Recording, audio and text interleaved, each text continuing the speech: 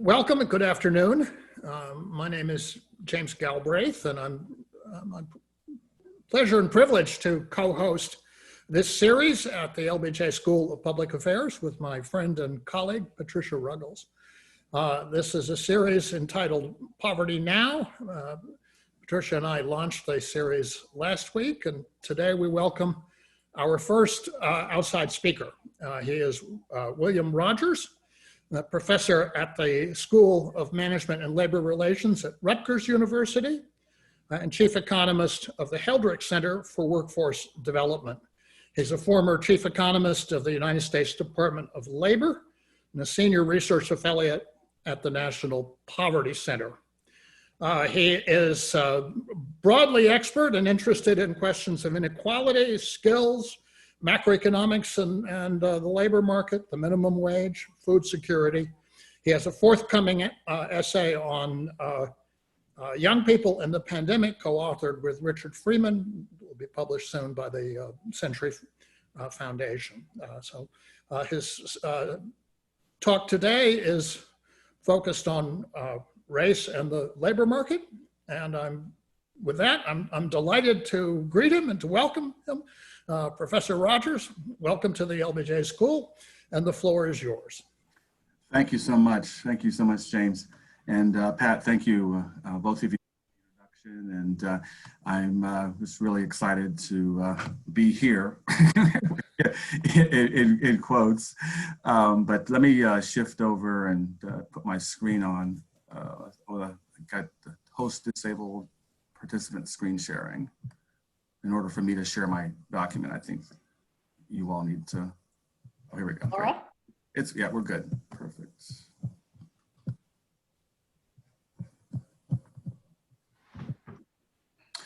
So again, thank you for having me. And what I want to do is share with you a piece that I wrote for the Century Foundation, a Russell Sage Foundation volume. Was in honor of Richard Freeman, and I was asked to talk about the literature up to date around issues around race and ethnicity, and also talking about particularly leading that into policy. So it's there's not, just to say, new from an academic standpoint, new research, but it's really, the conversation is really trying to pull together what we know and what we don't know around issues with race. And the paper has been in high demand even before this summer, but especially with the murder of George Floyd.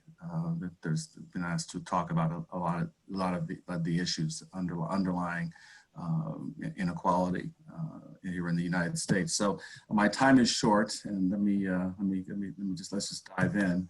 So as I think many will recall that last year was the anniversary of the Kerner Commission report, and if you remember, one of the main points or punchlines in that is that in that report from over 50 years ago is that the U.S. is moving toward two societies, one black, one white, separate and unequal. Now, a great deal has changed since the Commission's report. There's been a great narrowing of education and skill gaps by race. We've also seen a disproportionate share of Blacks have come into contact with the criminal justice system. On one positive piece, we've seen several of the strongest economic expansions, but we've also had 3 major recessions. We've seen globalization and technology might change the labor market, change how we work, where we work, with whom we work, and when we work. We've seen enforcement of affirmative action and anti-discrimination laws. And these practices actually they were implemented, but they've also been challenged. We've also seen organized labor's ability to influence labor market outcomes has weakened, particularly union membership has declined. And then finally, on a negative, from my perspective, we've seen a resistance, to raise the federal minimum wage. I was talking with my students the other day that 2007 was the last time we've seen federal minimum wage increases. The sort of good news, is that there has been a shift to the strategy to go to states, and over 30 states have minimum wages that exceed the federal. But I'm not saying that that's the preferred first strategy. So the question then is, right, with all these changes, right, to what extent has the economic status of African Americans or Black Americans, right, been improved?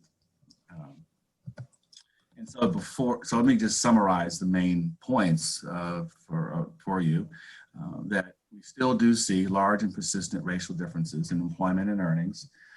The gaps have expanded, and unfortunately, surprise, right, the gaps have actually expanded since the early 2000s, also since the Great Recession.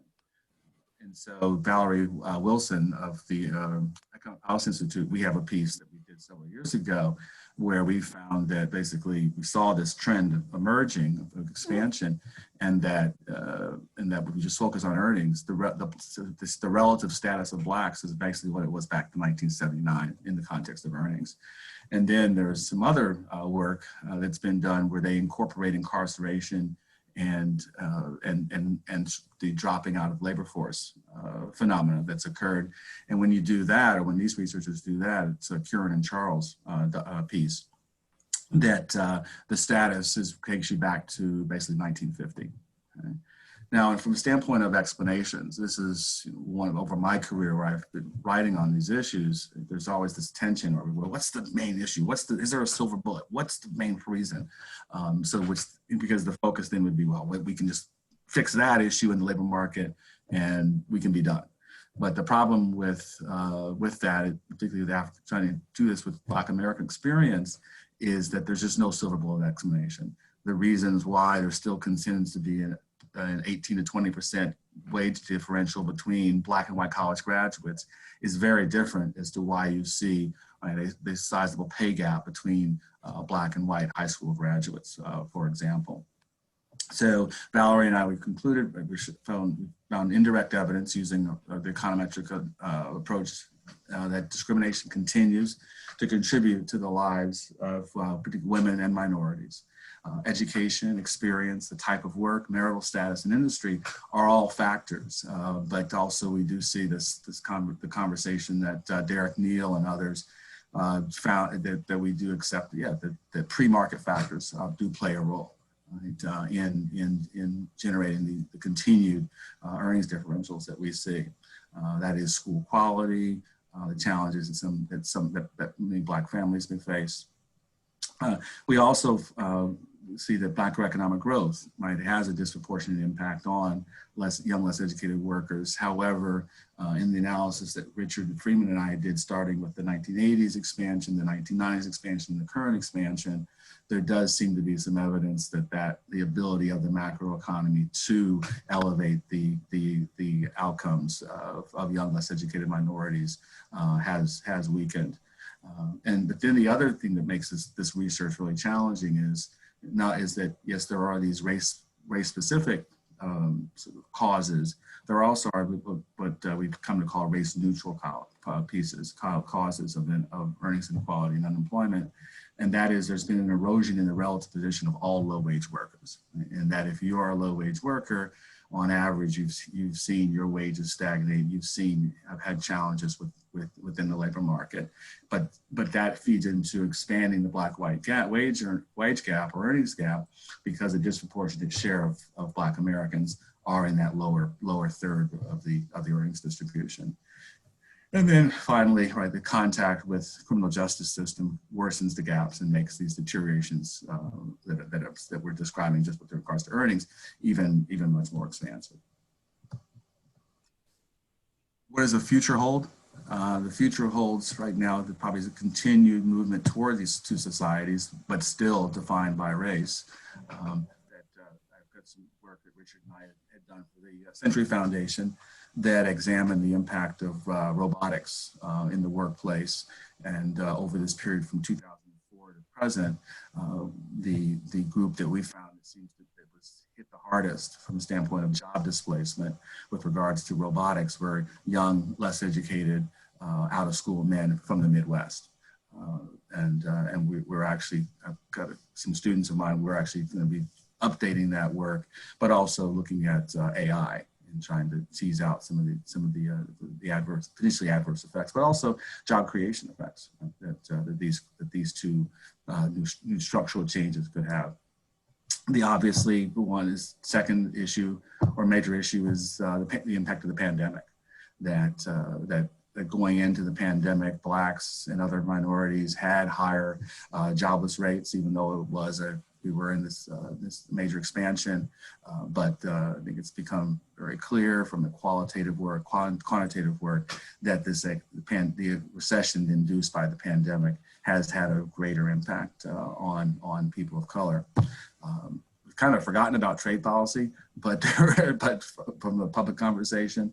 But over the last few years with this administration, the evidence does suggest that I read that the tariff policy actually may have had some positive impacts in certain areas, but on average, overall, it's had some negative impacts on workers.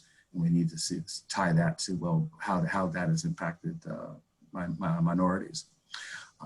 The First Step Act, in terms of criminal justice reform, it was a first step in that, and there's still much more work that needs to be done to address the long-term scarring effects that coming into contact with the criminal justice system or being an ex-offender has. And then another challenge that's going to be going forward is experiencing a new backlash on addressing gender and racial inequality. So what I like to do is, in my time, is take you through sort of four main areas, or really three main areas, and then for the discussion we can talk about how to address inequality in that piece. For Russell Sage, I've developed a framework in there for how I think we need to attack racial inequality. So we'll talk briefly about the trend in cross-section studies. We're going to talk a little more deeply about the causes of racial inequality, and then what are the implications for the future. So, trends in cross-section analysis and focusing on employment. One of the sort of stylized facts that I know I did, and I think James and Pat learned when we were in grad school, that there is this relationship between Black and white unemployment rates. The Black unemployment rate is typically twice that of the white unemployment rate, regardless of whether you're in an expansion or you're in a recession. And as of September, that ratio is close to 2. It's a little bit lower, but it's close to 2. That the Black rate is around 12%, and the white rate is around 7%. And this is partly because as we're recovering, coming out of the pandemic recession, and when I say coming out, there seems to be a slowing down of the improvements, but Blacks, as I said, were hit very hard, but all workers were hit pretty hard, and particularly if you were working in retail, working in hospitality, working in restaurant, like those industries, saw major job loss, and they have not even come close to fully recovering to what they were back in January, February. Another unemployment rate that's also become very useful in terms of talking about inequality, or just describing the challenges that workers face in the economy, is the BLS's U6 unemployment rate. Many people call that the real unemployment rate. Why is that? Well, it includes not only those who are actively searching for unemployment, but includes those who want a job. They've stopped searching, but if offered, they take it. And it also includes those people who are working part-time but want to work full-time. And when you do that, as of September, or EPI, Economic Policy Institute, they do estimates by race, and their most current estimates suggest that this U6 unemployment rate is still over 15% for Blacks, and actually still over 10% for whites. So the healing of the economy, or the sort of turning back on the economy, is still, we still have a ways to go. With regards to young, out of school, and less educated men, these men, they have lower employment population ratios than other young men. Prior to the pandemic and recession, it's important to note, these ratios had not returned to pre-recession levels. And this is something that is not talked about a lot, is that the public conversation many places focuses on just the unemployment rate. But if you shift to the employment population ratio, which is a more like comprehensive or exhaustive measure of sort of labor market attachment, these ratios have not returned to their Great Recession levels. So this notion that the economy was the best ever for certain groups, I find that to be an overstatement, especially because they're only looking at the unemployment rate, which only captures the right if you're actively searching. Here is just a picture to show you that 2-to-1 ratio historically, since going back to 1972. Shifting to the trends and the cross-section analysis on earnings, to try to just summarize this, that there's the pattern in mean earnings gaps since the 1960s. It is larger than it was beginning. So we had actually a rapid narrowing in the 1960s, which has been written a great deal about: strong economy, affirmative action, and discrimination efforts. But then in the 1970s to the 1980s, the gap got bigger. And then there was some narrowing in the 1990s during the Clinton-Gore administration. But since 2001, there's been an expansion. Then when you incorporate those non-employment, particularly in people who are incarcerated, the gaps are larger. They expand. Median gap has re-expanded, and that there's been an expansion since the 1980s, solely due to the stretching of the earnings distribution. And then this is just showing you usual comparison of usual weekly wages relative to white men, and it just summarizes that point, or that for Black men, their relative earning status has not improved since 1979. You also see that their Asian men continue to have much higher median earnings than white men. Latino men, their relative earnings had fallen, but it's kind of recovered about this, but they're still facing similar disadvantages like African American men. This is just showing you white women, Black women, Asian women, and Latino women relative to white men. There's been some improvement, but there's still sizable earnings differentials. The persistence is still there. This is a chart that's been people have found very interesting, and this is just showing you 3 data points by race and gender. This is showing you the employment population ratio in March of 2020, so just before the pandemic. April 2020, it seems like that's been the peak of the pandemic. And then this is the gray bar just showing you the Great Recession peak. So how bad did it get during the Great Recession? And one of the talking points here is this is where my colleague Nicole Mason, she's the CEO at the Institute for Women's Policy Research. She was one of the first to get out there and say that this pandemic was associated with, created what's called a she-cession. And this graphic really illustrates that just in that 1 to 2 month period, women's ratios fell below 50%, right, after they've been historically been rising. But you also see Black men, their employment population ratio fell dramatically from 60% in March of 2020 to just over 50%, 51% in April of 2020. And there has been some improvement, but these ratios have not gotten back to their pre-recession levels.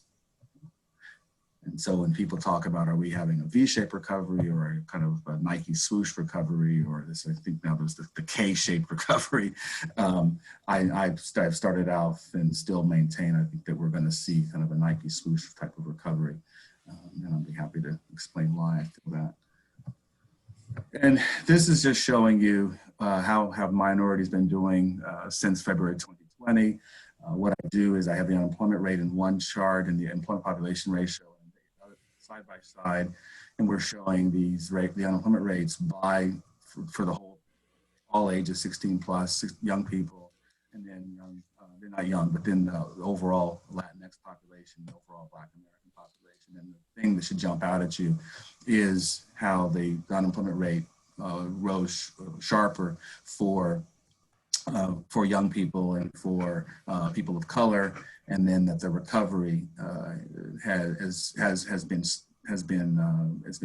slower for people of color. And you also see that with the employment population ratio. You see those continued contouring or the layering of the differences between the groups.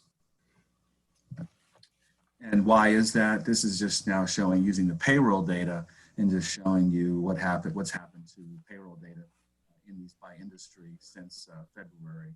And it's no surprise, it's what you've either looked at yourself, seen the data yourself, or you've been reading about, right, that the challenges, the industries that have been facing the biggest challenges are the ones that have the higher COVID-19 risk.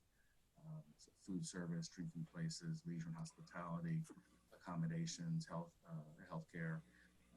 I work on Governor Murphy's Restart Reopening Commission.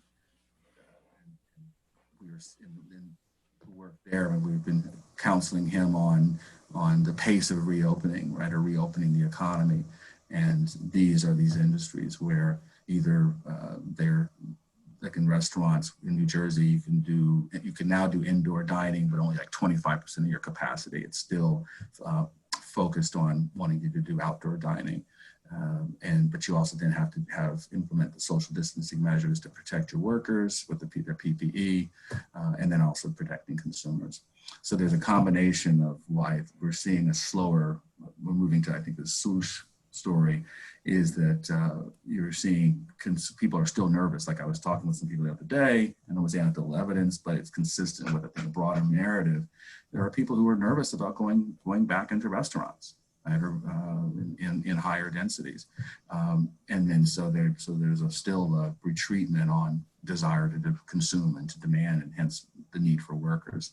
And then you also have just the continued restrictions that states are placing on commerce, like that is holding back expansion. And I take the stance that the governor has, is that the public health will create economic health, that we really have to continue to focus on getting positivity rates down, getting infection rates down before we really begin to really full scale open the economy. So just summarizing some of the explanatory factors, I said there's no silver bullet. You have to look at a variety of labor supply explanations. You have to look at labor demand, and you also have to look at the role of institutions, in particular unions, minimum wages in terms of providing a floor on pay for work, and then also focusing on race-specific remedies in terms of enforcement of affirmative action and anti-discrimination laws. Very important. So kind of the framework for addressing inequality, I think sometimes it's a challenge for some of my colleagues who want to put more emphasis on race-specific evidence, and I have to push back with them a little bit and say that there's a portion of the challenges that Black Americans are facing that are uncertainties that exist for all Americans, especially for low and moderate income individuals.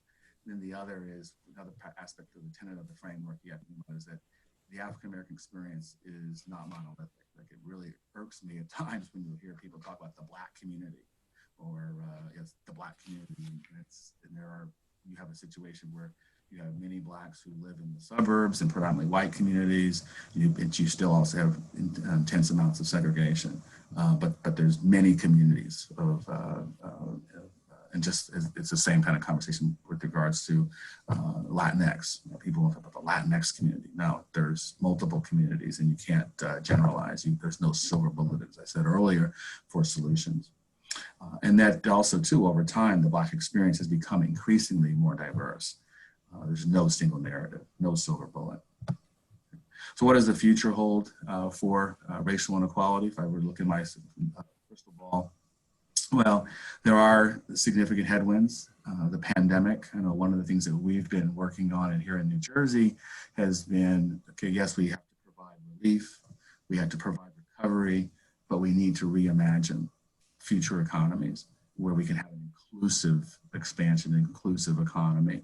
So that means really nipping the virus in the bud, means making investments in what the United Nations called human priorities investments in people, investments in communities, where we can minimize the lingering health effects that are emerged.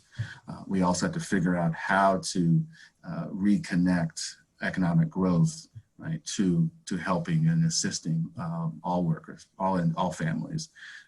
And then the other big thing that were the points that Richard and I are going to make in our upcoming Century Foundation piece is that when you look at previous recessions, young people who enter recessions, enter economic downturns, you end up seeing that can have a decade-long impact on their income. That many will recover, but there are many who do see losses in their lifetime income, and so that's going to be a key issue.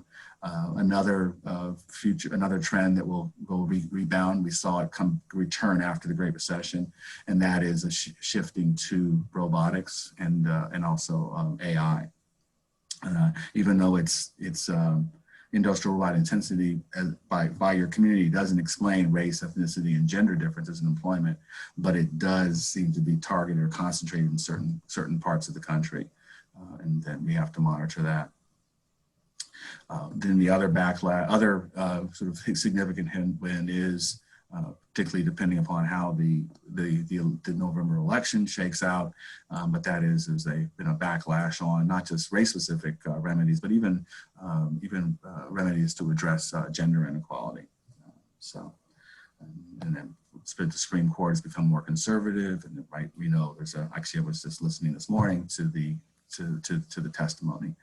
The EEOC has not been fully funded.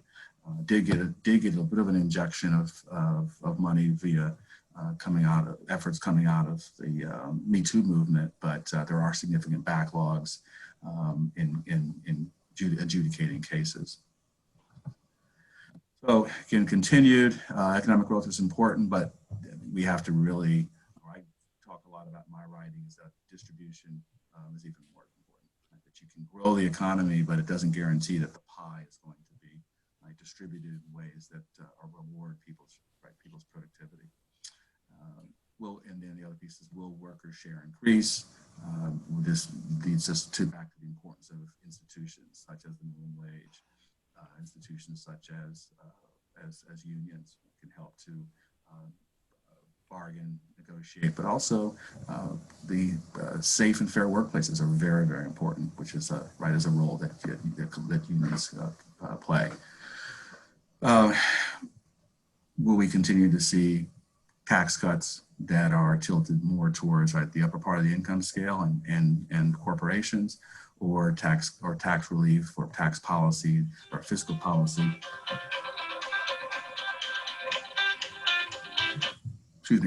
Fiscal policy that is tilted more towards low and moderate income families who spend that money. And then we've been talking about our infrastructure spending, and now, given that the budget is being blown out, that'll be an interesting conversation to see what emerges out of that. And globalization, just as technological change via robots and AI, right? Those trends are going to continue to exist in our economy, and then that's going to also has had and will continue to have implications on earnings and income of American workers.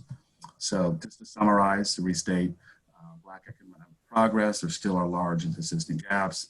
The gaps have expanded since 2000, and if you incorporate incarceration and incorporate people's departure of the labor force, particularly minority men, that relative status takes you back to about 1950. And then there are no silver bullet explanations. And we can't just rely on one idea and fix it, and all this is going to magically improve. And then, as I said, there are going to be a variety of future trends that will continue to push us in a way that are going to make it harder or still create challenges for policymakers, and for even the private sector has to get involved here in communities to address racial inequality. But if I have to be positive and be optimistic, the feelings, the movements, people's attitudes, people's commentary since George Floyd's murder does feel like that's taken us into a place where, I know in my lifetime, the desire to address these longstanding disadvantages and challenges that Black Americans face, and all Americans face, that there's now really on the table, and there's really strong desire to do some real substantive and real change. So let me stop there, and I look forward to Pat's commentary and then your questions. Thank you very much. And the way we're going to work these sessions is that when the speaker, having taken, and I have to congratulate you, Professor Rodgers, both on the elegant and thoroughness of your presentation, but also on the exactness of your timing, which is truly excellent. The speaker having taken about a half an hour, the moderator, which will vary between the two of us, will yield the floor to the other one to make a commentary, and at which point after that we'll open it up for questions. I have a few of my own, but then I will abuse my power as the moderator to offer them after having heard from Patricia Ruggles. Pat, the floor is yours. Go ahead. Thank you, Jamie. Bill, perhaps you could turn off your screen share. Sure. So I know that a lot of your work has focused on the impacts of the minimum wage, and much of what you said today does in fact imply that for low-income workers in general, the increases in the minimum wage might be important. But when you and I and Jamie were all in graduate school, well, Jamie and I were a long time before you, but you know, the received opinion was that hurts youth and other workers because it will cut down demand for workers in those jobs. And so could you talk a little bit about why that may or may not be true? Sure. It's interesting you mentioned that. One of my first times I testified in Congress was on the minimum wage, and there was a member, I will not name him, but this member basically said to me, as Professor Rodgers, how could you be advocating a policy that's going to hurt your kind of people? Yeah. Oh dear. Yeah, it was, but I was polite in my response. but I congratulate you on that. I can't imagine. So I had no choice, right? But I suppose I had choices, but I chose to take the road of, well, there has been work by, at that time, Alan Kruger and David Card, who had showed that right there seems to be these monopsony types of effects that underlie these communities where when you raise the minimum wage, it turns into a labor supply problem where individuals see that their wage offers are now exceed their reservation wage, and it draws them into the labor market. And then also, there were other additional studies that began to come out and showing that modest increases in the minimum wage were not associated with large and significant declines in labor. And then there was great work that the Economic Policy Institute had done, and that showed who the beneficiaries were of minimum wage increases, and that they were tilted more towards young, less educated workers, but also tried to move up the income scale. That there were an increasing number of families who were trying to live on the minimum wage. So, and then when you combine the increase in the minimum wage with expansions in your income tax credit, that was a nice combination of those policies that actually helped to reduce poverty. So, Yeah, the conventional wisdom, the literature changed. Yeah. And I remember some work that you and Bill Spriggs did that showed that minimum wage increases had impacts not just on those earning the minimum wage, but at those at the next step up in the income distribution. That's right. That John Dunlop had coined this idea of there's a minimum wage contour, these wage contours, and that you can have people who are earning above the minimum wage in jobs that the wages in those jobs only move, in that occupation only move when the minimum wage moves, right? And so Bill and I were able to show, and he had showed with Bruce Klein earlier, that these contours do still exist, and that when you have a minimum wage increase, you not only have those who get swept up, who are right above, who are now being swept up because the minimum wage has moved, but you get these people moving who are even above the new minimum, because it spans back. Institutions matter. Right? Yeah. I think, listening to you, I sort of came to the conclusion that one of the things you're saying is that problems that face Black workers are partly problems that face them because they're disproportionately low wage workers in the first place. and are partly things that face them because they're subject to discrimination that includes things like higher rates of incarceration, more difficulty in obtaining good educations, things like that. Is that a fair summary of what you're saying? Yeah, no, I think it is, and then I would just probably add on in terms of the race-specific experiences. Like, there's been a great deal of literature that has looked at, have done these kind of audit studies, right? Where Urban Institute was the one who was sort of the first to do that real famous audit study, where they took or have matched pairs, and then they did the sandwich audit, where you had, first off, you went with a black and a white tester who had the same resume, right? And they would apply for the job, and you found that blacks had a harder time getting interviewed, lower levels of offers, and throughout the process. And then the sandwich audit, because there was a concern about the timing, where you still got the same result if you did, right, 2 blacks and 1 white tester, or 1 black and 2 white testers. But in the piece for Russell Sage, I also talk about the literature on that. There's been studies where the people have used resumes and have applied for jobs via resumes, and those are more recent, but they still yield that same result, that labor market discrimination, particularly on the hiring process, still is a major hurdle for certain workers. Yeah, and actually, I think that it's been shown that that's not only true for Black workers, but also for women. That, yes. Particularly the resume stuff seems to indicate that employers evaluate resumes very differently depending on who they think you are. That's right. And my colleague at the School of Management Labor Relations, Doug Cruz, he has shown even evidence that people with disabilities face similar challenges, and he's used resume approaches. But I do want to come back to the other part of what you said, is that yes, there are a host of race neutral types of reasons why we're seeing the Black-white wage gap or Latino-white wage gaps have expand or remain quite large, and that is issues around deindustrialization. Harry Holzer and Richard and others showed that importance in the 80s.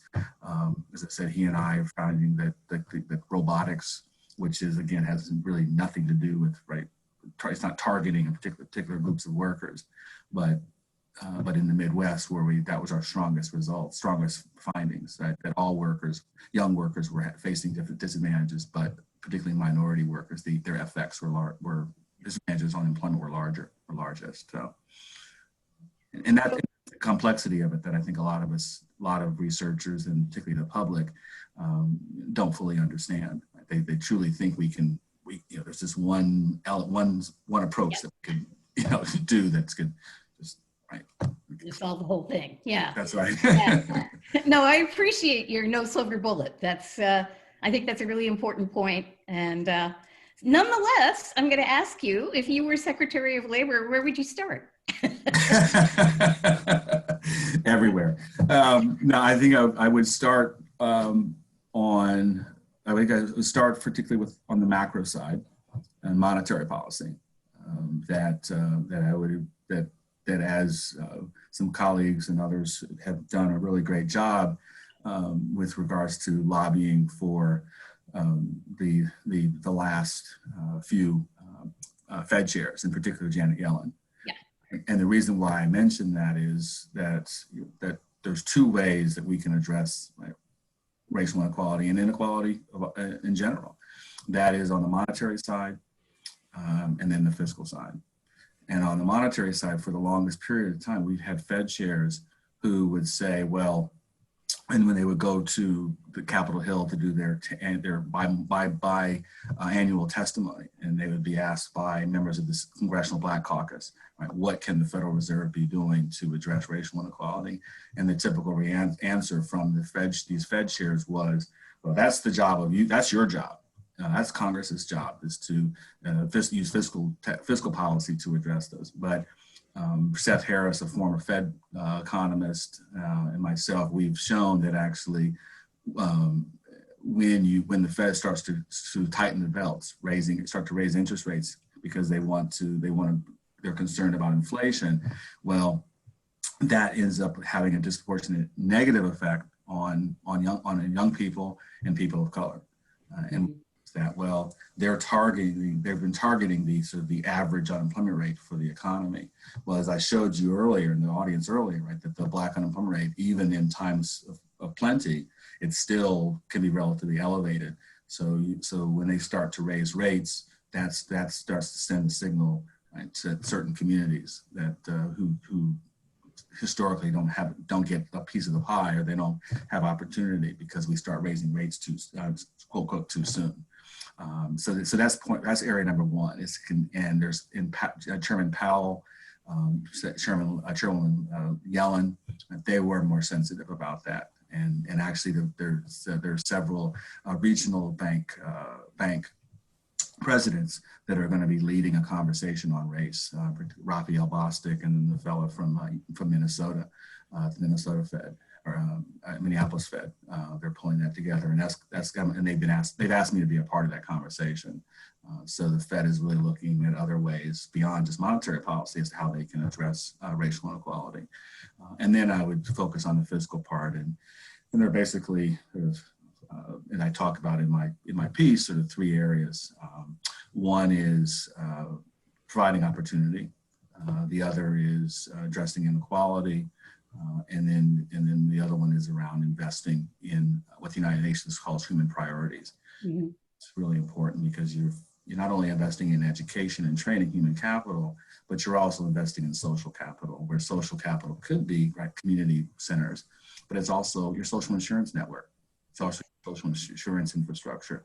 And we've seen through this pandemic, right, the re-importance, it's never left, but the importance of social insurance and our infrastructure, particularly unemployment insurance benefits. Right? And this pandemic really pulled back the curtain on how woefully inadequate we have been investing in these forms of social insurance infrastructure. So that's a kind of a sketch of where I would go.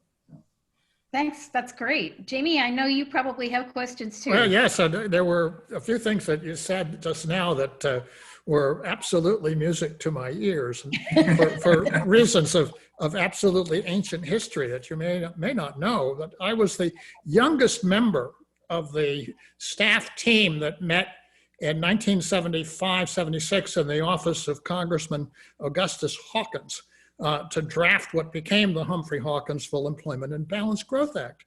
And the least interesting piece of that legislation, the one that nobody wanted to have anything to do with, was the section dealing with monetary policy. So that went to the youngest and least important member of the drafting team. So I wrote the language that governs Federal Reserve policy to this day.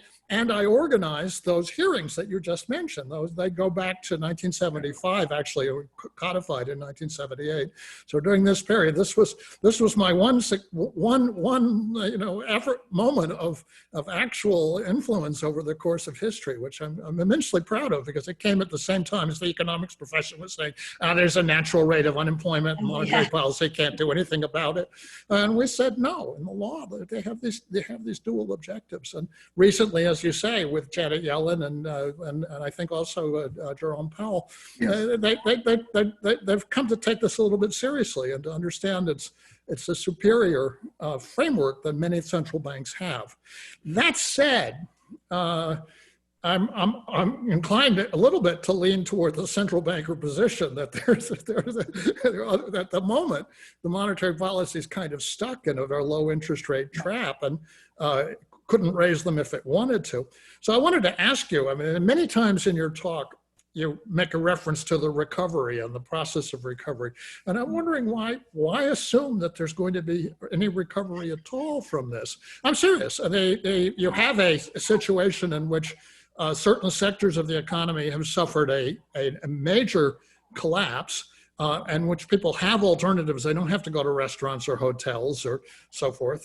This was all a confection of things that people did because they wanted to. And now there's a health reason and an economic anxiety reason to save your funds and eat at home and sleep at home and generally travel less. That seems to be practically permanent. So when you say, I mean, at least from a policy standpoint, if I were a policymaker, that would be the assumption I would make, rather than saying there's going to be a recovery and we just need to accelerate. I would say, no, let's not expect one, and let's see what we should do then. And you say there's, as you say, there's, and I agree with you, there's no silver bullet as an explanation, but there have been some silver bullets that have been offered as policy. And I wanted to ask you sort of specifically, if you wanted to have a word or two about the proposals made by my old friend and longtime co-author, Sandy Darity, William Darity, and Kirsten Mullen on reparations. And then also, we're going to hear from them later in this series. And also, we're going to hear from Pavlina Cherneva, who's the great advocate of a job guarantee, which was also part of the Humphrey Hawkins' original conception, that government would be an employer of last resort. And I'm wondering whether it isn't time now to think in terms of let's say, a federally funded, locally administered, guaranteed employment at a decent wage, call it $15 an hour for reference, so that anybody who wants a job could get one. And then you would have something that might not be the complete silver bullet, but it would be a pretty good one that would really radically change the way the labor market functions in this country. Time to consider such things? Most definitely. Yeah, most definitely. And I've actually shared, I was on CNBC a couple weeks ago, maybe a month ago, but we talked about reparations and that I said everything's on the table. Everything needs to be on the table right now. But before I kind of dive back into those pieces, in terms of my optimism around the recovery, it stems from, I think, several areas. One is, if we look at the labor market data, we look at other indicators, right? April does seem to be the worst month that we hit, and then that as states, governments in particular, right, we're beginning to open up in commerce, contingent upon, right, the social distancing and having PPE, that there does seem to be albeit slowed, but there does seem to be a recovery, or I'll say improvements in the labor market, but that improvement is in a recovery is contingent upon a continued, and I don't want to call it stimulus, but continued support from the federal government. That in our New Jersey work, we've been talking about the need for federal funds to help with state budgets. Right? That state budgets are in many places are being compromised. And the problem with state budgets, they've one, they can't, obviously it's a no-brainer, they can't print money, but two, right, we can't run deficits. You have to borrow, right? And so, or raise taxes, and I know our governor was able to, has put together a millionaire's tax, but I don't know how palatable that is, right, across many other states. So things that are suggested or been proposed in Congress's HEROES Act, right? These are items that will continue to provide that bridge for families to a continued recovery. We need to continue making sure that families don't become homeless, whether it be because of losing because they can't pay their rents or because their mortgages. And as I mentioned earlier, young people, many of them, they want to work, but they also need income supports, particularly those who are recent graduates who haven't been able to get jobs. And the challenge for them, right, with getting unemployment is they don't have the wage histories and the job tenure histories to be eligible. So just as we finally provided access to the system for gig workers and freelancers, there has to be strong consideration for young people. But as I would, back to kind of Pat's question about if I was the labor secretary, or that I would also be focusing much more on middle income and lower income households, and that those are the areas that we need to be focusing on, targeting that will help this economy continue to improve or to recover. But if not, then I become pessimistic or move towards your. Yeah. Can I offer the possibility that you might get, instead of labor, you might get housing and urban development? And if that were the case, what would you do about the rental and homeless, the problem of rental and mortgage arrears that people are facing? What concretely? There's a huge backlog that's going to, at some point when the forbearance expires, is going to start hitting a great many households who are presently behind. Do we have a general jubilee in these matters, or do we? Should there be a process for writing down unpayable arrears to keep people in their homes? Yeah, you're asking a labor economist. Yeah. But I will. My answer back to you will be, I think that is. Excuse me. The answer back to them is yes. But now, in terms of the specifics, right? I need to sort of study that and think about that a bit longer.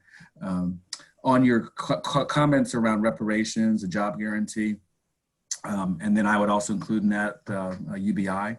Universal Basic. It's another silver bullet, sure. Yeah, I'm a board chair of the National Academy of Social Insurance, and we're a small think tank based out of in Washington. But we are non-partisan, and our mission is around educating the public with regards to the importance of social insurance.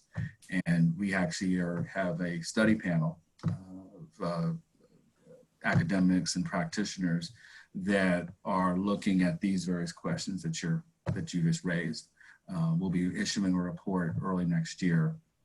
There's no coincidence with the timing, but this report will be in true academy style that will be providing options that we want the new leadership and the public to consider.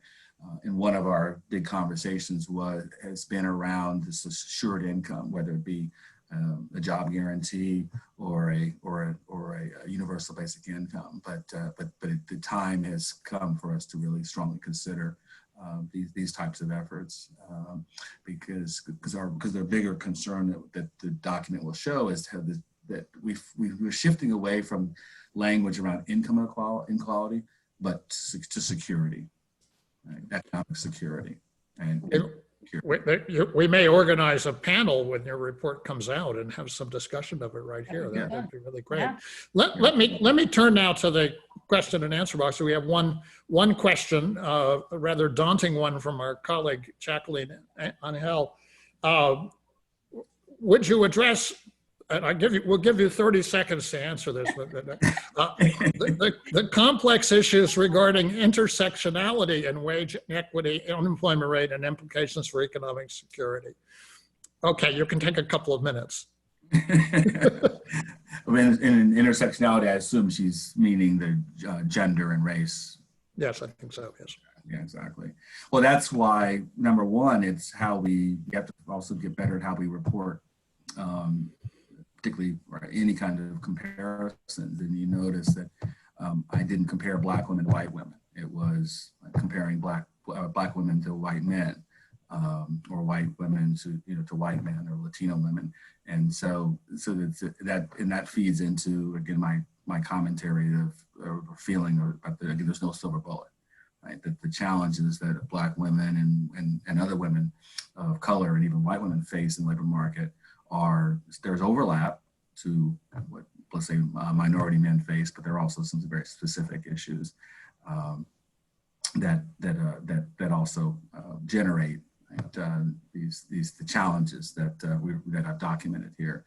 I mean, another area, in particular area, we're seeing more and more men participating in the raising of their children, but there's still is to be improvements, particularly the pandemic, right, showed the inadequacies of our childcare system, childcare facilities, and also just having access, right, to be able to be productive at home, but also balance that with your parenting, and so that's something that is also quite important. It's one aspect of that intersectionality.